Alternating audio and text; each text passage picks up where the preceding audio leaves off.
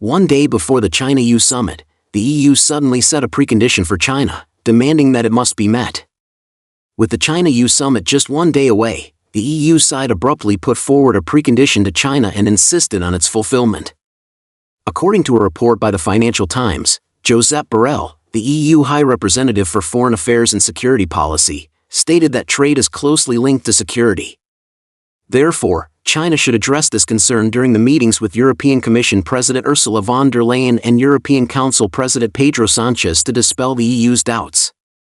Borrell listed the so-called issues of concern to the EU regarding China, including industrial overcapacity, trade imbalances, economic coercion, as well as China's dominant position in the production of critical raw materials, commodities, chemicals, and consumer-grade drones.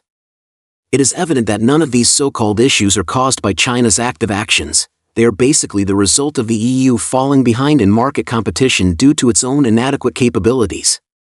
The EU's move to put forward such unreasonable preconditions on the eve of the summit ultimately stems from its traditional Western mindset of treating China with a condescending attitude. Analysts point out that the EU is currently facing enormous trade pressure from the United States. However, instead of figuring out how to safeguard European interests, it is bent on diverting the trouble eastward, attempting to reduce its own pressure by egging the United States on to fully confront China, which it perceives as a greater threat.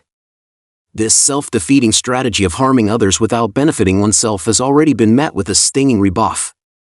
Think tank experts note that although this round of China-EU talks may involve tough negotiations, the two sides could still make progress in three areas: ensuring supply chain stability, reforming the World Trade Organization, and addressing climate change.